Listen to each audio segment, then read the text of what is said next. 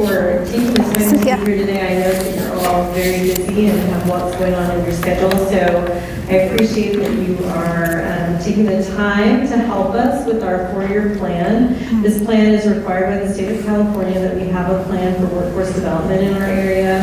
This is actually a plan update, so as a part of the update, we were required to have some additional input from some other partners. So today is on CalFresh, and we're really excited to look at ways in which we can better partner with DHS and the CalFresh program in order to provide workforce services in our community. So with that, I'm going to turn it over to Michael. Thank you very much, Teresa. Good morning. You know, the best part of this is when we had the last convening, the regional convening, and it was during dinner time, no one got the food. So this time, it's nice to see that everyone got the Subway sandwiches. Again, like Teresa said, thank you so very much for attending.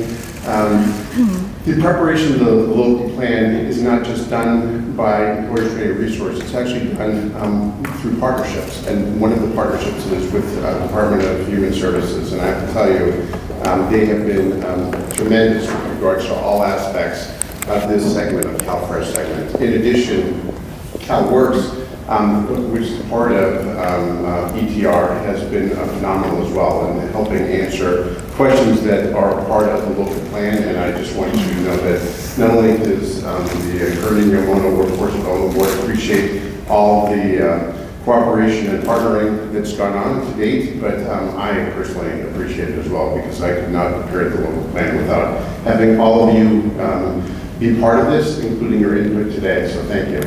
In addition, you probably have seen this flyer before if you come to the other local or regional forums. This is a schedule of the remaining forums that are happening. There's one this afternoon that starts at 2:30. I'm sorry, there's no food at that. We will have water. And then there is 2 more regional plans, planning sessions that are happening on November 13th, so the Tuesday after Veterans Day at 1:30. And then again, the reentry services, which we already spoke about the reentry partnerships, and that was done last month.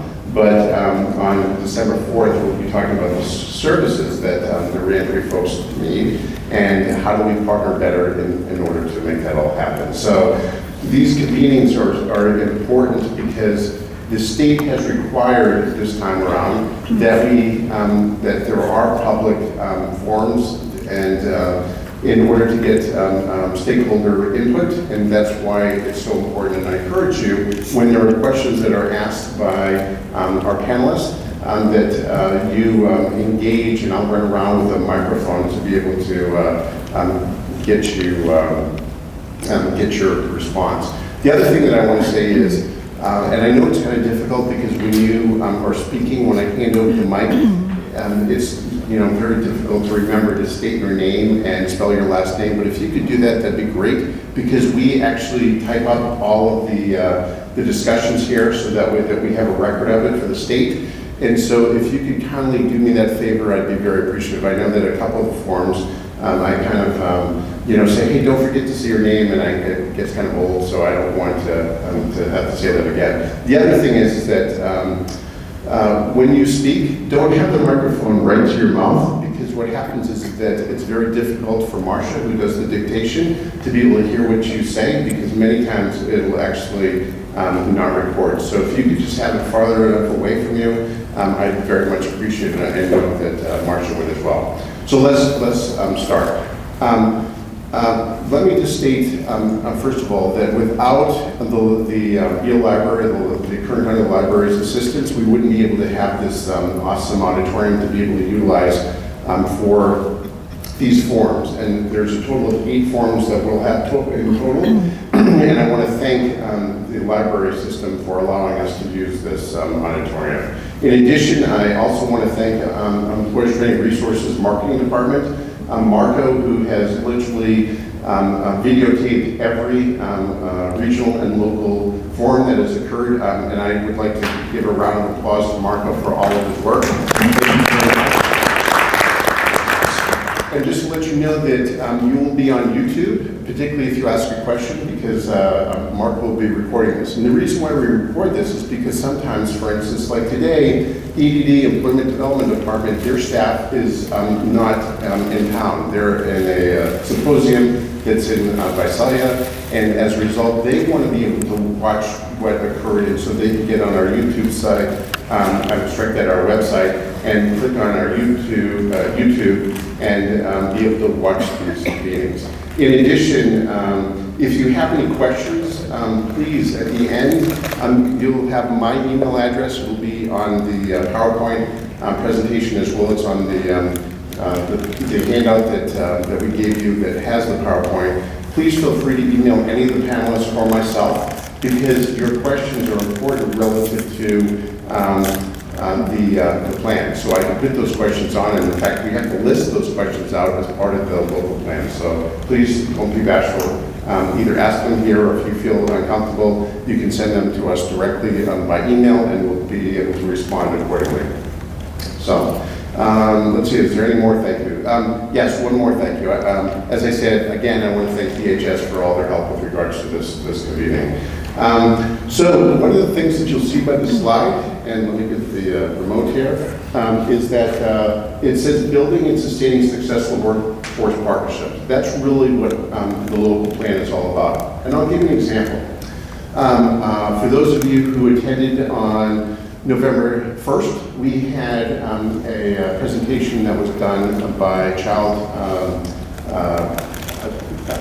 Services. Yes, thank you. Support Services. I always wanted to think of CPS. I don't know, because I was on board member of CASA. So Child Services, and they were very kind in helping me with regards to that aspect of the local plan. But one of the things that developed on it is that in our AJCCs in the future, we're going to have, because of this alliance and partnership that we formed because of the local plan, we are going to have kiosks in some of our AJCCs, so that way that individuals who have non-custodial parents who have back child support payments, and many of the times their license will be taken away, they will have the opportunity to talk to someone right there and then, so they won't have to leave our building, and get assistance with regards to the removal of their restriction of their license, so they'll be able to drive to be able to get to work, so, and to and from work. So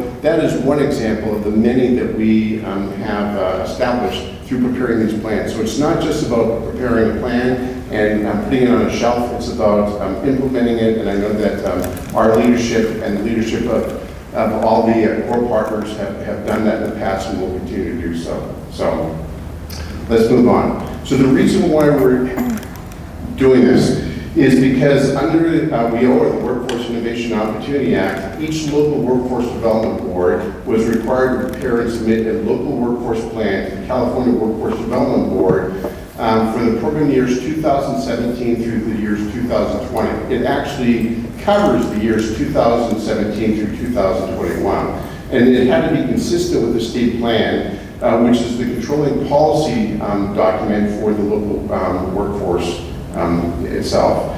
The primary purpose of the local workforce plan is to ensure access to the workforce services at the local level, where services will be integrated, resources graded, and supportive services provided to individuals served by WIO partners, including DHS, who's part of this, and primarily operating in the American Job Center of California, previously known as the One-Stop Centers, but potentially through other partners of the workforce system as well.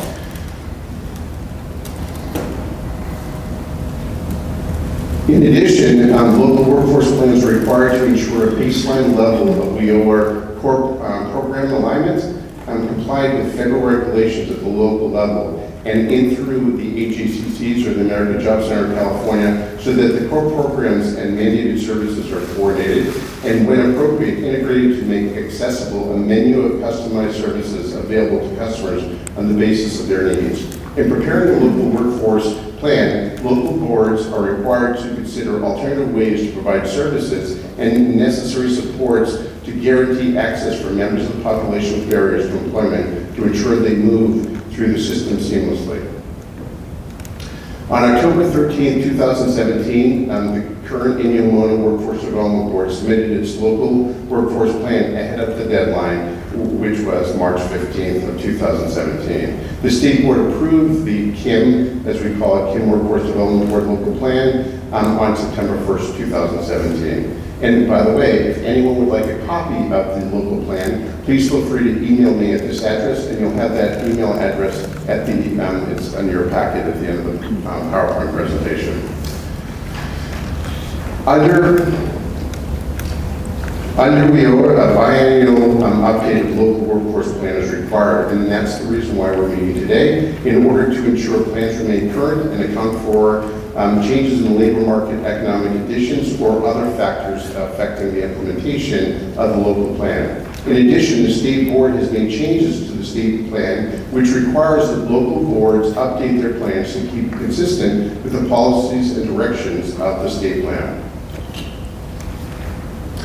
So local planning, the 2019 modification of the local workforce plan will address the following, and these are four mandatory topics. Improving services to individuals with disabilities through competitive integrated employment. We actually held that forum on November 1st. Strengthening partnerships with local child support agencies to serve non-controlled parent, and that was on November 1st as well. And developing workforce system partnerships with CalFresh employment and training programs. That's the reason why we're all here. And finally, developing strategies to strengthen services to English language learners, foreign-born individuals, and refugees. And in fact, we will have that session later on today. It starts at 2:30. In fact, Thatcher's here from Kern Community College District to provide that presentation. So I look forward to hearing it, and I hope that you all will be here as well. There's one optional topic, and that's the modification update of existing plans based on changes to labor market or economic conditions or other factors. So the state guidance, which is a document that comes out through EDD, or Employment Development Department, states that the State Board has entered into formal partnership agreements with the California Department of Social Services, which, as referenced here, is CDSS, and the California Welfare Directors Association, which is also referenced as CWDA. This agreement has the goal of improving labor market outcomes for all recipients of CalFresh. This new partnership focuses on efforts to coordinate between local boards and county human services agencies to ensure strategic implementation of the state plan, better aligning employment outcomes measured of CalFresh, CalWorks, and immigration and refugee programs within WIOA, and finally, improving employment rates and wage gains for all people who receive public benefits, a priority population for both the workforce development boards and the human services agencies. So, I want to, in order to get this started, I want to introduce our panel. We have three panelists here from DHS. First is Angela Garcia, who is an Assistant Program Director with the Kern County Department of Human Services. She has joined the Department of Human Services in 2000 and has spent at least 18 years providing service to our participants, or to their participants, in various capacities. Her career choice is based on her passion and commitment for serving others. She has administered various public agencies, assistant programs, including CalWorks, CalFresh, Medi-Cal in her former position as an eligibility worker and supervisor. She was promoted to her current position in 2014, where she now provides policy direction on administration of the General Assistance Program, the Cash Assistance Program for immigrants, and the Trafficking and Crime Victims Assistance Program. As a result, she works closely in the collaboration with external partners, including state, federal, and local agencies, to help ensure that eligible families in our community have access to these services. In addition, she continues to broaden her knowledge to help provide information and clarification on these programs to eligible staff within the Department of Human Services. We can welcome Angela. Next is Martha Esparza. Esparza, my apologies. She is an assistant program director with the Kern County Department of Human Services. She began her career with the department over 25 years ago as an eligibility worker, assisting public assistant programs including CalWorks, CalFresh, and medical cases. Martha is currently the CalFresh policy analyst of the department, and she is responsible for writing CalFresh policy and processes for Kern based upon federal and state regulations. She is responsible for ensuring department staff understanding of the regulation and policy and has the tools to provide cases accurately and timely. In Martha's current position as policy analyst, she also represents the county at the state and regional levels and continuously advocates for our community, providing input from a county perspective when policies are being developed that would impact the Kern County residents. Martha has also held her position as policy analyst for approximately 10 years and is the Kern CalFresh's expert. She has provided many local partners with CalFresh training and guidance to ensure that they are aware of the basics of the program and how potentially eligible members of our community can access CalFresh benefits to feed their families and to decrease food instability in our county. Let's welcome Martha. I didn't know I realized I did all that. Finally, we have Ms. Hayes. Ms. Hayes is a program director for the Kern County Department of Human Services. She began her career with the department over 25 years ago as an eligibility worker, administrating public assistance programs including CalFresh, CalWorks, and Medi-Cal. She has had many roles in the Department of Human Services, including supervising and mentoring eligibility workers as they administered public assistance programs. She was a CalFresh policy analyst for several years, advocating on behalf of our community when decisions were being made at the state level regarding new legislation and providing CalWorks training to partners so they were informed of the basics of the CalWorks program and how to access services to our most vulnerable families and children.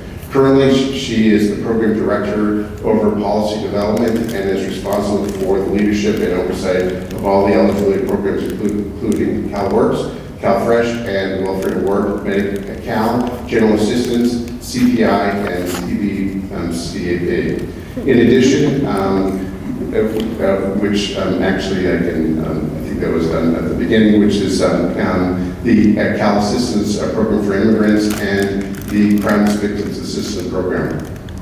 In addition, she oversees their S Street facility, which includes case records management for their large department, as well as their C-IV imaging, collection, overpayment hearings, and internal and state quality assurance and meds access unit. As a leader in policy development and support services, she ensures guidance and direction is provided to eligibility staff in all programs and so that they are well prepared to meet the needs of the members of our community.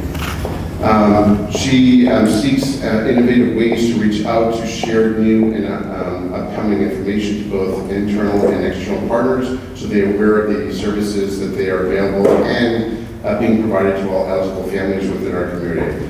Finally, these efforts show that the department is providing resources internally and throughout the community through its collaboration to best meet the needs of a variety of customers while continuing to ensure compliance within the state. Her goal is to always be an advocate for her staff and agency and the public we serve. So thank you. Let's give her a round of applause. Thank you. And I'll let you guys start.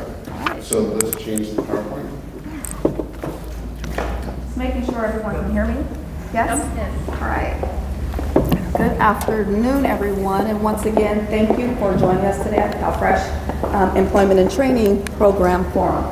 So the first thing I'd like to do, I'm going to have to steal the microphone probably from Michael, is to do introductions just so we know who's in the room this afternoon. If I can start, yes, here. And if you can just tell me your name and the agency. And I'll pass it over. I'm Teresa Hitchcock with Employers Training Resource. My name is Ismael Daniel. I'm the PE counselor for the Department of Education. I'm I'm Summer Ashby. I work for the Department of Rehabilitation. I am the Work Incentives Planner. Good morning, my name is Rika Galiza and I'm also with the Department of Rehabilitation. Good afternoon, Linda Reed with Employees Training Resource. Beth Carter with Employees Training Resource. Elaine Wakeman with a private company, Kern Machinery. I'm Cindy Yates with Department of Human Services. Cynthia Mister with the Department of Human Services. Hello everyone, I'm Sanford Gutierrez with Employers Training Resource. Thatcher Weldon with the Kern Adult Education Program Consortium. Hello, Jamala Dean with Employers Training Resource. Steve Mettler, Regional Occupational Center with the Kern High School District. Angela Neri with the Tehachapi Unified School District. Leticia Cruz with Tehachapi Unified School District, the Beale program. Shawna Beth, Department of Human Services. Paula Pettis, DHS.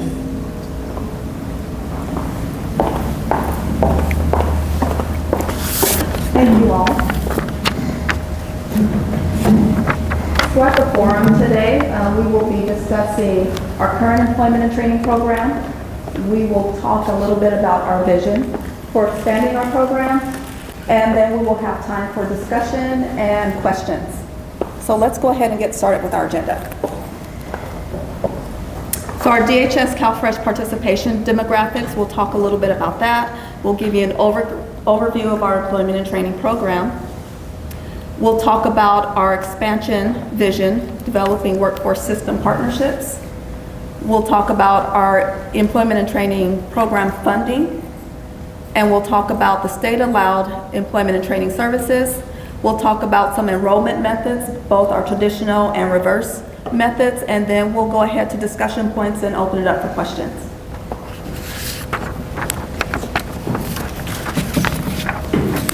So before we begin the CalFresh ENT discussion, I'd like to give just an overview of the CalFresh program. CalFresh is known also as SNAP, which is our Supplemental Nutrition Assistance Program, and it's formerly known as food stamps. It provides food benefits for low-income individuals, families with the aim of improving access to nutritious and affordable food. CalFresh serves as an important income support, as receipt of CalFresh benefits allow households to redistribute income that would otherwise be used to purchase food. These benefits are provided monthly so these families can purchase food items and are delivered upon a debit card or EBT card. CalFresh is administered by the United States Department of Agriculture at a federal level. At the state level, it's administered by our California Department of Social Services, and California's 58 counties have local administrative authority over the CalFresh program. Several factors, including income, citizenship status, age, disability, assist in determining CalFresh eligibility. There are various work requirements that also apply to adults with no children. In 2017, our department issued over $250 million in CalFresh benefits, with a total average benefit of $309 per month, and processed over 70,000 CalFresh applications. So our current demographics as of 2017, we had 68,976 cases in Kern County. Individual partnerships, we had about 160,000 individuals participating in the CalFresh program. Our elderly or disabled age 60 and over was 9,898, and that number is expected to increase by about 30% beginning in 2019, because there will be some changes in regulation that would include our SSP population. So that number is going to significantly increase next year. We have 107,711 under the age of 18, so those are our children. Our English as second language population is about 46,483. Our homeless population is 21,000. And our CalFresh employment and training potential participants is $2,328. At this point, I'm going to go ahead and turn it over to Angela Garcia. She's our General Assistance Policy Analyst, and she is the developer of our current employment and training program. She'll be providing an overview of the program and discuss some of the partners that we currently use to assist us in this program. Angela. Good morning. Can you all hear me? Take a look at that. Can you hear me now? Yeah. Yes. Okay. Great. So I will be reviewing the DHS CalFresh Employment and Training Program overview. The ENT program objective is to assist individuals that are receiving CalFresh benefits to obtain workforce services needed to gain employment. In addition, Kern DHS administers the Employment and Training Program, and there are two particular types of participants. There are the voluntary and mandatory participant categories. The Employment and Training Program provides participants with 3 services, which include job search assistance, job readiness workshop, and transportation funds. DHS also organizes and hosts several job fairs throughout Kern County. And I just want to talk a moment here on the 2 types of participants. As mentioned, there are the mandatory and the voluntary participants. Voluntary participants are any CalFresh eligible household members. Mandatory participants are CalFresh and General Assistance members. They must be registered and participate in the CalFresh ENT program. If the individual does not comply with the ENT program regulations, CalFresh will not be adversely affected. General assistance will be denied or discontinued. Moving along to discuss the DHS partners and collaboration. Our department collaborates with several community agency partners to assist the CalFresh participants with potential ENT barriers. Our referral partners include the America's Job Center of California, which provides employment and training services, Child Support Department, which provides custodial, non-custodial parent referrals to obtain assistance with information on their child support payments being received or required to pay. In addition to that, we have Community Connections for Childcare, which is subsidized and unsubsidized childcare referrals for individuals in need of childcare. Also, the Housing Authority, which also provides assistance with housing for low-income individuals. The Veterans Department, which provides assistance in seeking veterans benefits that individuals or their dependents might be entitled to. Community Action Partnership of Kern, which provides assistance with paying housing costs, income tax preparations, and federal and state the EIC payments as well. Kern Behavioral Health, which provides assistance with the mental health services. So as you can see, collaboration between partners can occur at any time the client is receiving aid, including the intake and redetermination process. This sums up what our current ENT program consists of currently at DHS. Now I would like to open up the ability to discuss with our partners and stakeholders here today on how we can develop our workforce system partnerships to assist in our ENT participant population. So the next slide goes over developing workforce system partnerships, which is why we are here today. So moving on, as we can see the potential workforce services. Oh, excuse me. Moving back one more slide. Partnership guiding principles. So as we are here today, we want to discuss some of the partnering guiding principles, which include our vision, which is to increase the employment and earning capacity of our CalFresh participants. Our mission, which is to provide CalFresh recipients with access to CalFresh ENT supportive services and employment retention support. So here are some of our strategic goals. Number 1, increase job placement and retention and wages. 2, increase CalFresh ENT participation across a dynamic mix of people, communities, and cultures. 3, increase employability by removing barriers to employment. And increase skills and attainment and credentialing. And lead an efficient and effective customer-focused ENT program. Now let's review some important partnership guiding principles that will assist us in the development of the workforce system partnership. So as we can see here, there are potential workforce services partners listed here. There are several ways we can achieve these goals with our potential workforce partners, such as the workforce development boards, which include such agencies as Employers Training Resource, or ETR, and the America's Job Center. In addition to that, we have the WIO service partners and providers, the community and technical colleges, community-based organizations or CBOs, and employers. So there is a lot of potential for these partnerships to assist with the enhancement of our current E&T plan. And at this moment, I would like to take the time to introduce Martha Sparza, who is our CalFresh policy analyst and our E&T plan funding analyst at the Kern County Department of Human Services. Hi, good afternoon, everybody. Let me make sure I have this mic on. I think it's on now. Yes, it is. So before, I know that we provided lots of information, kind of just talking through, we went through what our E&T program consisted of at the DHS, and then we also kind of provided an overview of our opportunities for partnership. So before I move forward with funding, the money part, does anybody have any questions at all? No? We're good? Oh, right here, question. I do, but I'm just gonna wait till everything's over. Okay. Maybe you guys probably gonna answer it, so I'm just gonna wait till everything's over. Okay, that's fine. Everybody's good then? Okay, I'm gonna move forward. So basically, like Angela was kind of discussing earlier, you know, we basically administer our own employment and training program at DHS. We do it 100%.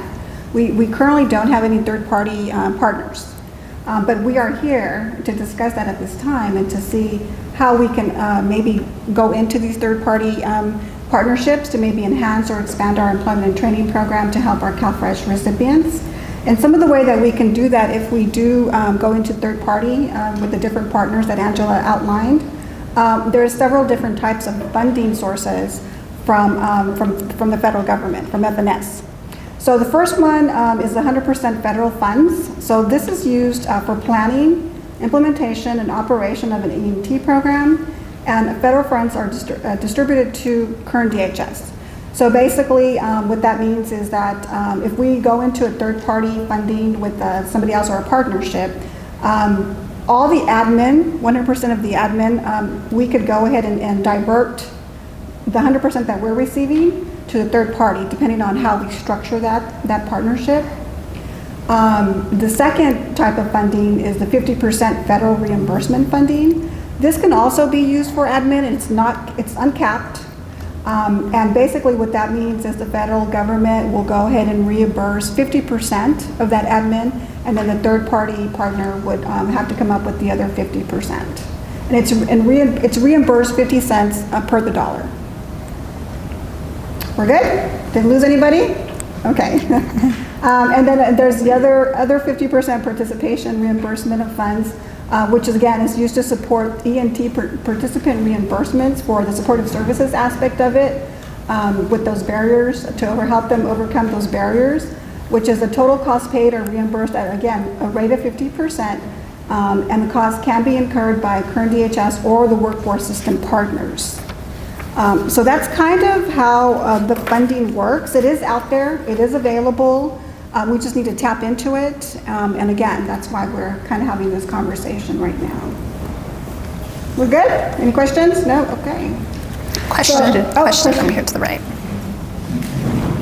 I do have a question. A lot of times with federal funding, you can't match with other federal funding. Is that true for this particular funding source? That is correct. And so the 50% federal reimbursement funding would, from the third party, would have to come from a source that is not federally funded already, or a program that is already being provided those services and also being federally funded, if that makes sense. But yes, that is the correct statement.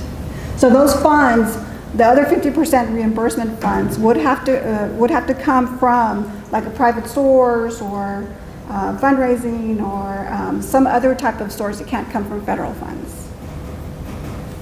Thank you for that question.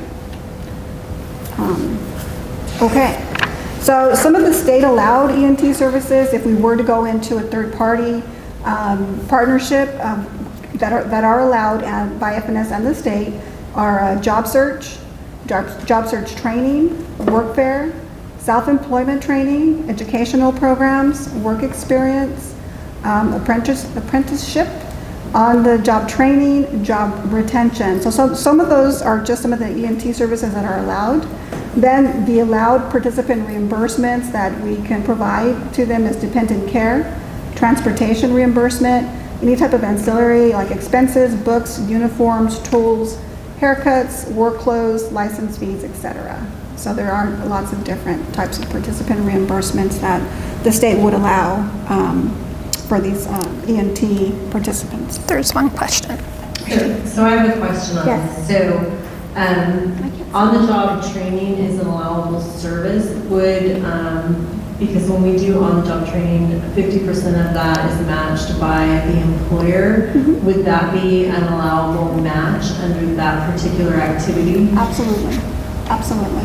Yep. That would definitely be, and I think there's several different counties in California right now do have lots of different partnerships that they are currently in with the memo of understanding. And there's several different models that can be followed. Any other questions? No? Okay, and so when we're talking about third-party partnerships and trying to expand on these ENT to help our CalFresh recipients get employment, because that is the main goal, there are several different ways that we can utilize to enroll these ENT participants with the third-party partner. We can do the traditional enrollment, which is once they're approved for CalFresh, they would be referred to the third-party ENT partner, and then the ENT partner would enroll them in some type of workforce service, and then they would fulfill their requirement and through the CBO, community college, or job center. That is kind of the traditional. They come first through DHS. We go ahead and now they're eligible. We would go ahead and refer them for the ENT services program, and then they would go ahead and do the ENT program through that third party. There's also the reversal method, which means that community individual is seeking employment through like the Americans Job Centers. They would go ahead and refer them to us to try to be eligible for CalFresh. And then they would, then again, once they refer to us, we would make them eligible. Then we could go ahead and refer them back to ENT so that they can get their ENT services through them. Does that make sense? So both methods would work. We are trying to capture, whoever is eligible for ENT either way. They don't have to come specifically to our office and then get the services. They could be just seeking employment services, get approved for CalFresh, and then get their services through ETR or another partnership. Yes? Okay. No questions? I've got a quick one. Yes. Since I'm Hold on. very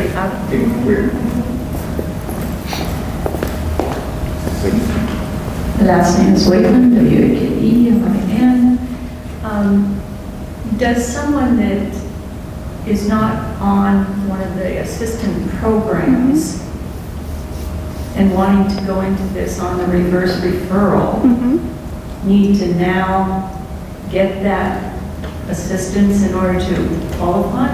Well, they would have to definitely go and be eligible, apply for the benefits to get this type of funding for our partner. But anybody really has access to employment, any type of employment services through AJCC or ETR. They don't have to be eligible for these CalFresh benefits. It's just a matter of the funding source. So if they are eligible for CalFresh and then go seek employment services, then that third party would get the federal funding because they are now seeking those services through them. Even though they don't need the financial on the other side? Yeah, for that specific funding, like through CalFresh, ENT, they would have to qualify and be eligible for CalFresh. But there are other services through AJCC and ETR that don't require any type of benefit assistance. Does that make sense? Yeah. Hopefully I answered your question. Yeah, okay. Is there like a... Oh, okay. It's not the name from the primary organization. De Leon, Deleon. Okay. So my question is there a universal referral form for it to be transferred to each agency, or is there just whatever agency gets the form, Yeah. send their own referral to the other agencies? And so right now, like I had mentioned before, our current administration for ENT is done 100% through Kern DHS. But if we were to go into a third-party partnership, within the MOU, we would definitely, kind of spell out the process of how we wanted it to work.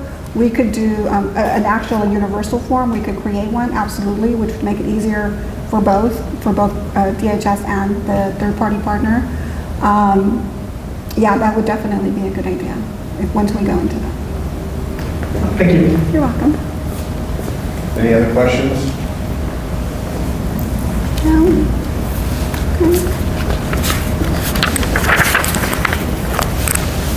Okay, so we kind of just gave, like I said, some information in regards to our actual ENT program that we are administering now through DHS, and then the opportunities to partner and kind of expand.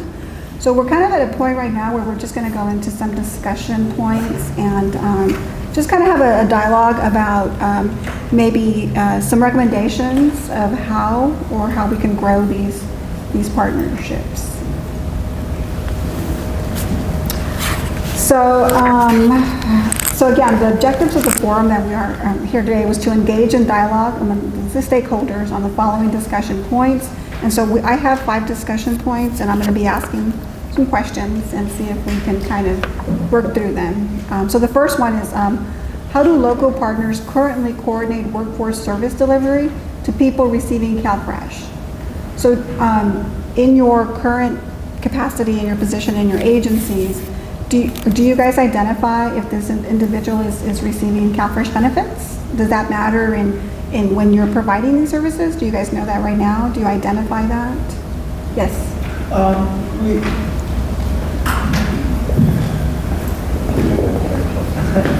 He's going to make you spell your name again? No, okay.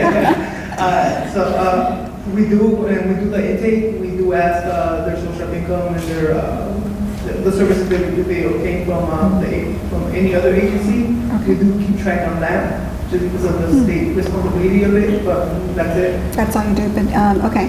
And then we get information from EDD as well, if they're working or not, monthly reports.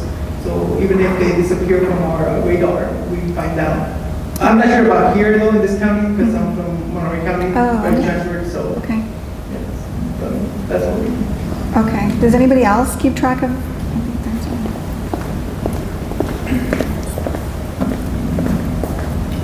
Thatcher Weldon, Weldon. So the adult schools, a lot of them, when they have new students come in or there's a new year on the intake forms, we ask these types of questions, and it's the standard form through the state. So we track this. Is it just for reporting purposes, or do you get funds based on participation? If they're a WIOA school, they can get funds. Right now, there's no credit-based funding based on that from the state, but it could be in the future. Oh, okay. Very helpful to know. Anybody else? Does anybody else keep track of CalFresh recipients for any purpose? No? So, again, so we kind of just trying to identify, with our different stakeholders. The second question, of course, for this dialogue is what more can be done? What else can we do? Yes.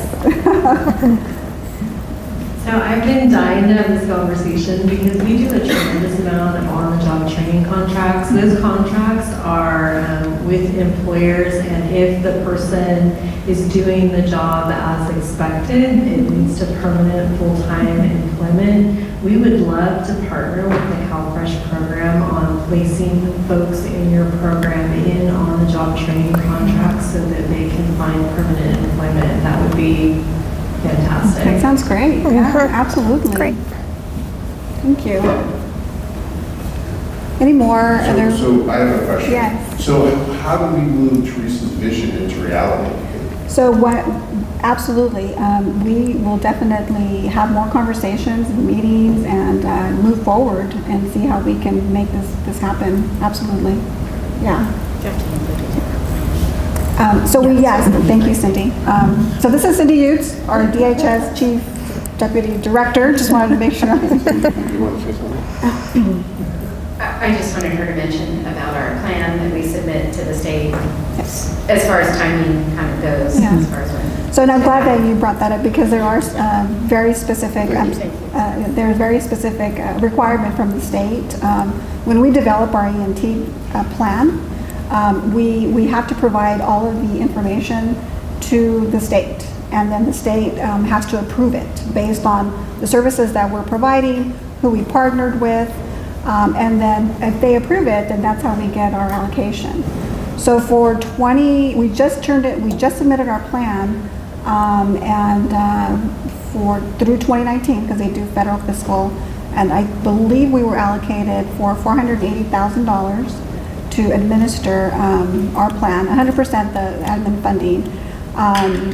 But yes, so going back to the vision and how we can make it work, we would again meet and have that discussion, what services you would want to provide, what services we would want to provide, or if you just want to do it 100% yourself, we can go ahead and allocate the 100% admin, and then of course, then you have the 50 and then the other 50 reimbursements.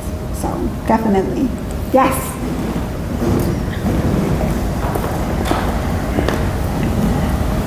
My name's Waitman. I guess it's another question of trying to just understand some things. Yeah. You've got on to job training, 50-50 employer, they go to full-time with the employer. So what you're asking of the other department is to help out with the 50% that comes from your pocket? Correct. So now they have to sign up for all these other programs in order for you to get part of the 50 paid? So, just kind of, let me just interject with that. I'm coming from kind of... No, you are absolutely on the right path. The only thing that I kind of wanted to mention was a lot of the individuals that we service are kind of the same people. They're the underemployed, low-income individuals, and so it's not, if they're trying to get a service through the American Job Centers and trying to find employment, we're going to be able to assist them with food and not have them think of that while they're trying to seek employment. So it kind of just works. And I know some people don't like to apply for benefits, like CalFresh or CalWorks, but it really all kind of just works together as we're trying to get this individual through those barriers. So, do you find that many of them are signed up on this other program? We do have a tremendous amount of our folks who do need food assistance or other services. That's the purpose of having the job center, is that we have a number of different partners who provide different services for folks. And rather than have them have to chase around to each separate agency at separate locations, we're co-located so that if we need a referral for another service, we can set that up directly at the center. The idea behind this is fantastic because I have limited workforce dollars. I have a mandate to train so many folks per year, and one of the things we've seen is a tremendous increase in on-the-job training contracts as we're getting down to folks who don't have the experience that employers are looking for. Employers are willing to take a chance on someone if we're offsetting the salary by 50%. So for folks who don't have experience in the workplace, on-the-job training has been invaluable to getting them the experience they need to be successful. I think this would be a perfect partnership because I know a lot of the folks that are coming into these programs, one of the issues is that they don't have the skills that today's employers are looking for, whether they've been out of the workplace for a long time or whether they were in a job and displaced and then their skills are no longer valid or what employers are looking for. We can, with a little bit of training and then some on-the-job training, get them that experience. So I think this partnership, and we've been partners with the Department of Human Services for a long time. I mean, the work they do is fantastic, and they're really about trying to move people to where they can support themselves and be sustainable. And so it's been a great it's been a great partnership, and this is just one more area that I think we could actually leverage funding and get more people employed. Right, and it's kind of a win-win for everybody, because once they do get that job, that's going to really help them, you know, then they're going to be able to get off the benefits. They're going to be able not to need the services. You know, they're going to be employed, so it is really a win-win. I completely agree. Okay. Another question? Yes. Shawnee Yvette, EDETT. I wanted to address what you were saying, Elaine, and I'm not sure if you're aware of this, but you can also screen as an employer to find out if any of your applicants that are applying with you would qualify for these programs. There is a form on the state website called WOTC, which stands for Work Opportunity Tax Credits. So you can get tax credits for hiring them, but the client also self-certifies that they're receiving these benefits on that form. So then they would also qualify to do this OJT, your ETR in cooperation with us. So if you would add that process to your application, you would know if I want to hire somebody, oh, they qualify. Then you send them through. So it's another way to get them through. And we have done OJTs quite a few years ago, but recently we haven't. Well, I hope you'll do it again. Yes, we all do. Okay. Oh. Mm-hmm.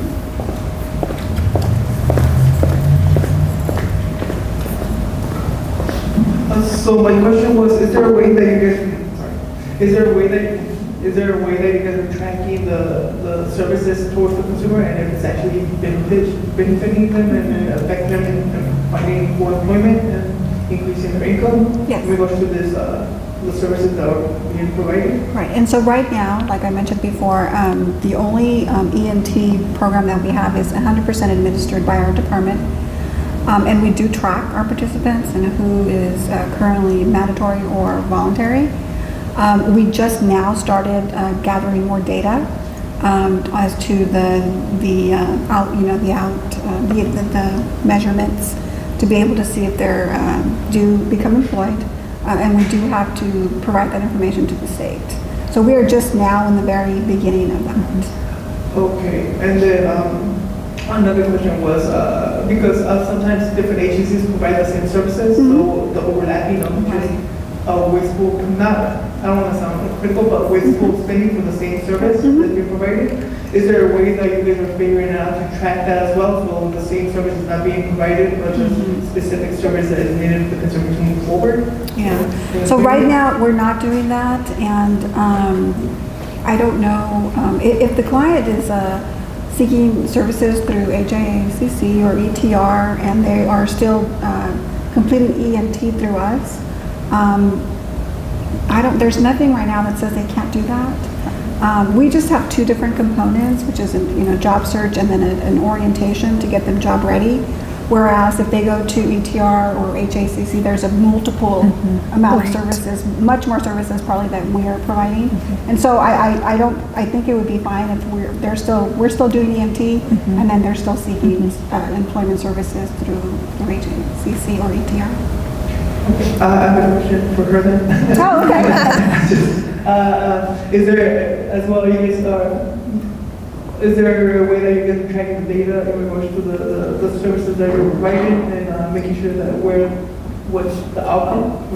Absolutely. We have very stringent reporting requirements. So we have performance metrics that we have to report to both the state and federal government. Our metrics are the percentage of folks that we get employed.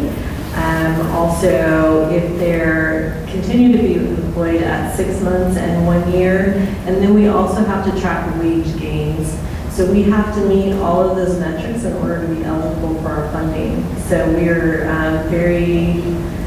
very data oriented, which sometimes I think we get too much into the data and not enough into the people, but unfortunately it's just the nature of our business and the way that we are tracked for our funding source.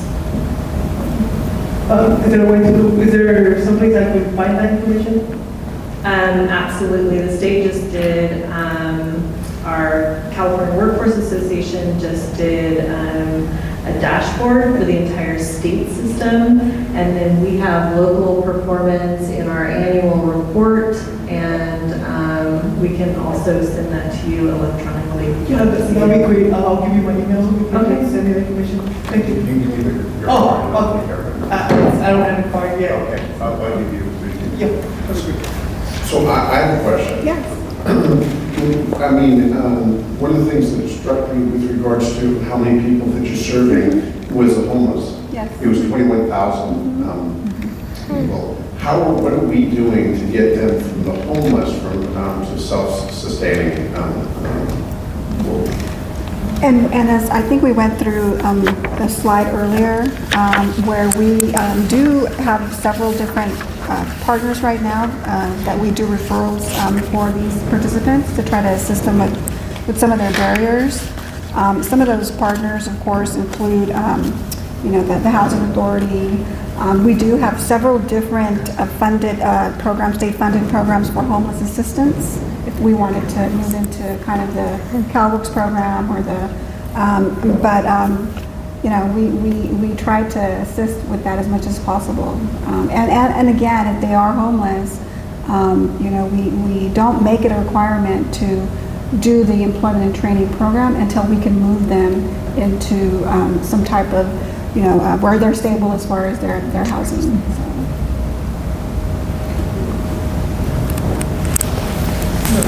Sorry.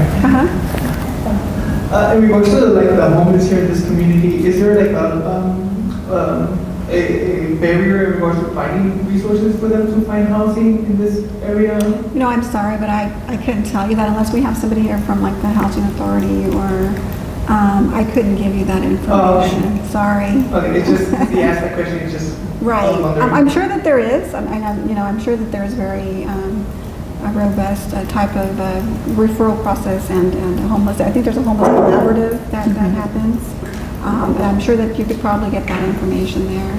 Correct. There is a homeless collaborative, and much like the AJCC, they have a host of nonprofits and agencies on the homeless collaborative who provide services in order to help them obtain housing, food, and then to move along that continuum to become stable. And then at that point, we would be involved for workforce services. But until they actually have stable housing, know that they have something to eat, or provide them with transportation, working's a difficult thing to achieve when we don't have a place to live. Yes, absolutely. Agree. Okay, so I think we were done with question one. That's just question one. So let's move on to question number two. Just the dialogue discussion continues. What are examples of existing local partnerships that serve subgroups within the CalFresh population? And some of them, like the example is like formerly incarcerated individuals or non-custodial parents. Do you guys know right now, currently, if there are any type of local partnerships that serve those subgroups out in the community, within your agency? Do you guys have that? Yes?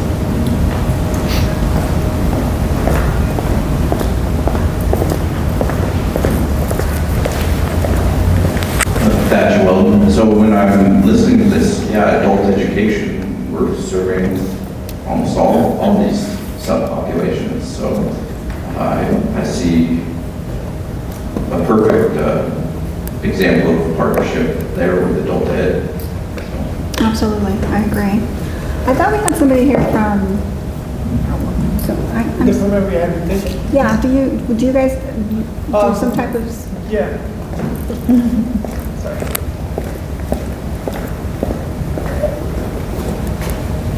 So we're not the Department of Correction. We're the Department of Rehabilitation. I got it. Use them both, but we do get Got a it. streamline of individuals from getting out from prison to our services, but they must have like a disability, addiction, ADHD, something that is a barrier for them. Okay.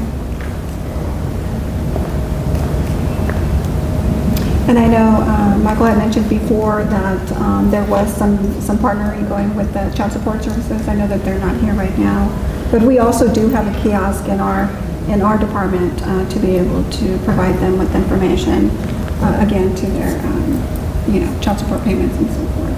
Well, in addition, we have had one reentry focus for the regional plan.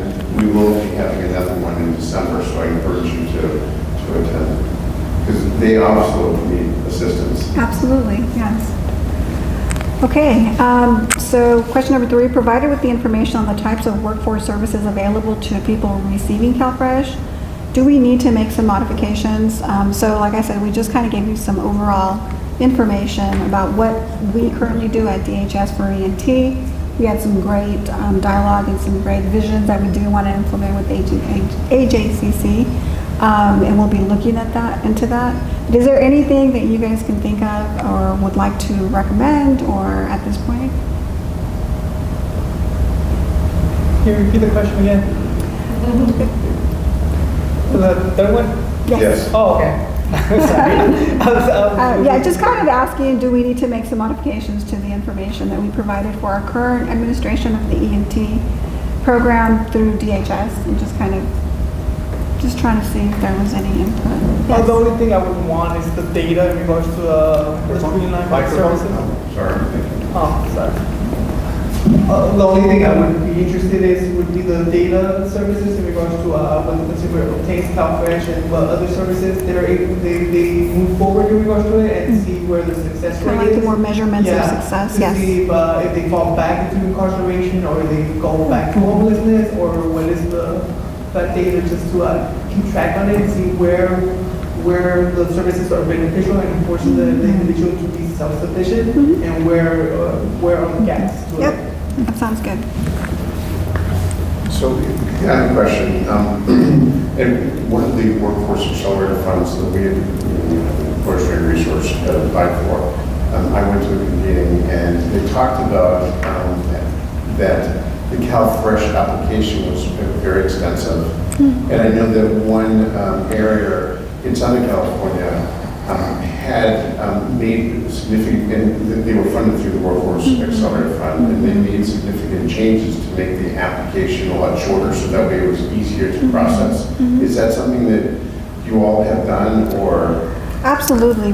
We have definitely also looked at our application process to make it a lot easier. And right now, really for CalFresh, an individual can come in and just provide us with their name, their address, and a signature, and we will consider that an application for CalFresh. So they don't have to complete all of the application at that time. There will be an interview, of course, that we will do, and we can do it on telephone or in person. And so, yes, we are definitely trying to work on streamlining the process and making access to the program a lot easier. Yes. My question falls into that as well. In regards to that, what's the average timeline of the process of the individual applying and obtaining those services, and for just that? So for our CalFresh program, we do have a expedited service entitlement that they can qualify, which if they are qualified for that, they will receive their benefits within 3 days from the date that they apply. The majority of the time, if they are expedited services eligible, they can get services that same day after they are interviewed. We mail them an EBT card, and as soon as they are interviewed and processed, those benefits are posted to that card. If they are not eligible for expedited services, then we have 30 days from the day that they applied. Sorry, I couldn't hear. That's okay. So I said if they are not eligible for expedited services, which is the 3 days, then we have up to 30 days to go ahead and grant that application out. But we are averaging, I think, anywhere between 15 to 18 days if they are not expedited services eligible. Thank you. Good. Okay, so question 4, how are local partners working together to provide supportive services to this population to facilitate entry into employment?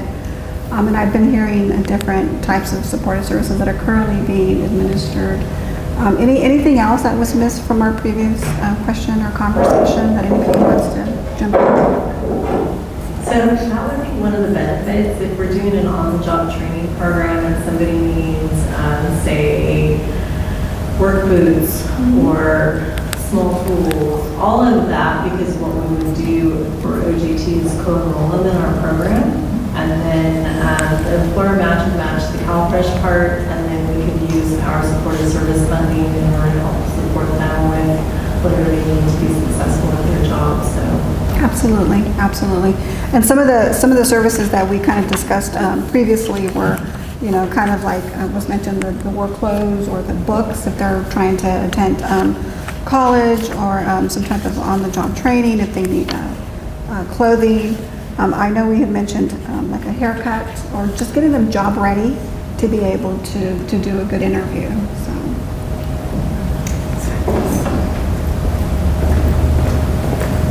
Oh, I better answer this right. No, I guess I'll just mention, Cindy, you that I think the difficult and maybe important part of this new partnership, hopefully that we can come up with, is that there aren't currently a lot of requirements for the CalFresh program. So a lot of the workforce eligible services that we can give for our CalWorks population, we don't do for the CalFresh because it's not a requirement and there's no funding for that type of service or support. So I think what would be good to come up with would be something that can provide those additional supports and services that currently we aren't providing and we're not able to, we don't have the funding. And so a lot of the things, it's obvious, you know, we do it for our CalWorks, of course. It's all CalWorks related, but the CalFresh so far, you know, has not gone into that realm, so it would be a really good opportunity. So just kind of wanted to remind the people here that a lot of it that you think about has not come into the CalFresh program yet. And that's why we're here. So just to make one comment, I made this comment relative to our local session concerning individuals with disabilities. You know, we work together very well, and as Teresa had indicated earlier. But there's a lot of money that's on the table that passes right through our county. And there are opportunities for grants. I mean, there's an accelerator grant that's happening right now that you can come up with innovative ideas to bring in $250,000, $350,000 into our community. And what we really need to do is work together to make sure that that happens. And so my suggestion is that, and I know that we need to, welcome. Thank you. Okay. My suggestion is that we have a group of analysts from ETR and EDD, and they just provided a couple names to me the other day, as well as DOR, so that way when these grants come around, we have a team together to make it happen, versus you know, sitting back and watching money go to other counties or other workforce development boards. So I highly encourage that with regards to the leadership with DHS, because I know that we are excited to partner with you, and we're excited to partner with other agencies to make that happen. Yeah, absolutely. Okay, so you had mentioned CalWorks, which I'm familiar with. So this is kind of new, and I'm really curious. You said that some are mandated and some are voluntary. So we would hope that everyone would choose to do this voluntary. But what, if someone's not receiving cash assistance, what would make them mandatory to participate in EMT? The mandatory participants are general assistance clients. That is their EMT mandatory program to participate in that program. And it's specific to our employable general Only. assistance clients. So there's two different populations for general assistance. There's our employable clients who are not disabled and able to work, and then we have our unemployable population. So it will be specific to our employable general assistance clients. Okay, thank you. That makes sense. Well, the same with the EMT program. Oh, I'm Sean Baby. Perfect. That way they don't. Yeah, very good. Okay, thank you. I'm getting my exercise. You are. You're welcome. My question is, in regards to, you said the haircut, like for services, Yes. right? Is that as well for CalFresh? And is there like a list where I could go online or someplace to get the resources to see what services you would provide in regards to that? So for right now, our current EMT program, we don't provide that as a reimbursement or any type of assistance in that specific component. But again, but again, if we go into the third partner, that third partner agency could do any of those approved reimbursements and have haircuts available, and they could contract out or anything. Yeah. So okay, because you just mentioned that, Michael. In fact, at the American Job Center on Thursdays, we have free haircuts. The first There you go. So there you go. Perfect. Oh, I need to send my son over there. A question for you. Yeah, for the first Thursday, do they need to show like proof that they're receiving like services, vending, or is it just walk in and? Just walk in. Oh, is there I mean, we're hoping that the reason why they're there is that we have to get a job, because that's you know, that's a bonus for going after the job squads. They list a bunch of jobs that are available, you know, many times employers will come and they'll interview individuals right there and then. So I encourage that for people that are going, that they dress appropriately. They don't dress in a t-shirt, they dress professionally, because you never know when an employer's there and they're looking to hire someone right on the spot. Are you planning to like track this data as well, like looking for get a haircut, like I'm applying for the job, so you can see like at least so you follow them in any way possible, if not.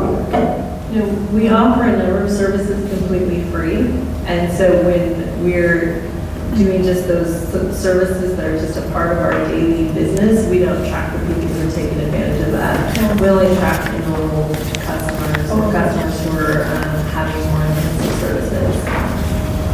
Thank you.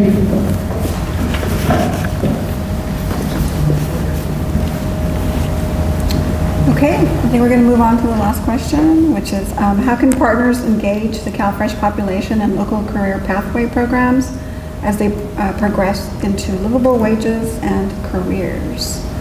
And I think we've been having that conversation, you know, so if anybody wants to provide more information that we've already kind of discussed, that's great. Anything else that you guys can think of or want to provide some dialogue on that? Okay, you're up. Just want to add, Cindy gets again, UETZ.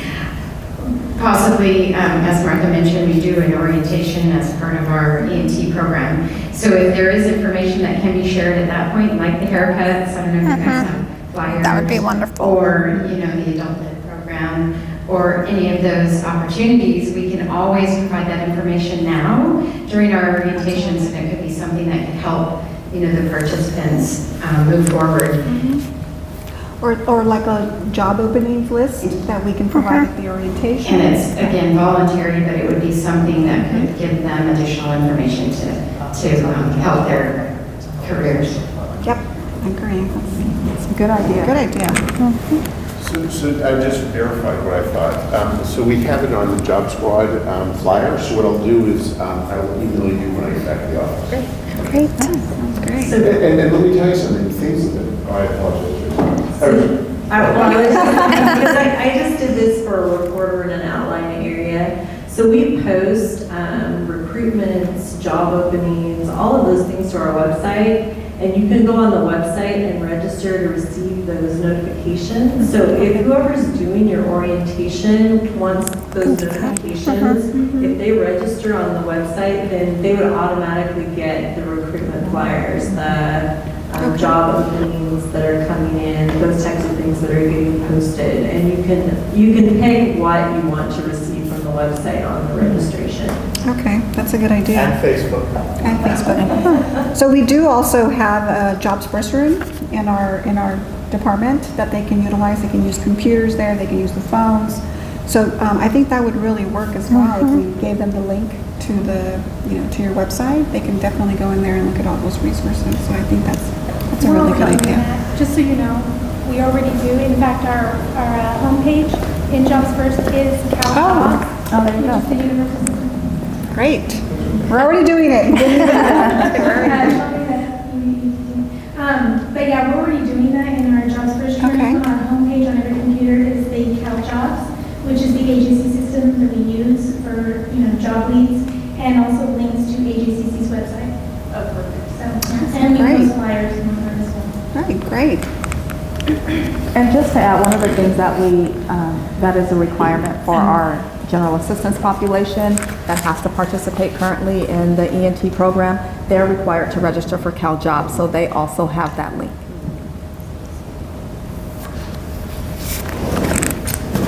Okay, I'm gonna stop talking now. Is that what I do? Just real quick, I know that we're all going to kind of wrap this up. Just wanted to thank everybody. And I'm sure we'll thank you a couple more times. But for Kern DHS, we really have discussed several times about expanding the ENT program. And so just to really appreciate all the different stakeholders and different agencies that are here. And I know Michael's going to be providing some contact information. So please feel free to contact me or... I think it's on the next slide. Next slide. Oh, okay. So I just kind of jumped ahead. Is that Just what I click did? it. Oh, just click. There it is. Yep. Perfect. All I have to do is click. That's it. So there's our contact information. And if you have any other questions or, again, if you want to go back and talk to anybody that you talk to about potentially third-partying with Kern DHS, please reach out to us. Let us know. The funding is there.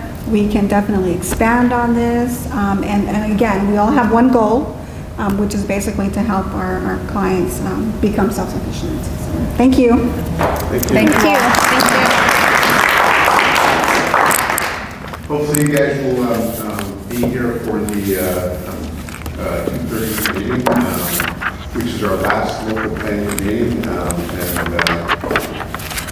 There'll be a couple boxes left of Subway if anyone wants to eat that before they go bad. So again, thank you so very much for being here. We appreciate it. And we look forward to continuing our partnership and making it stronger. Have a great day. Thank you. Thank you.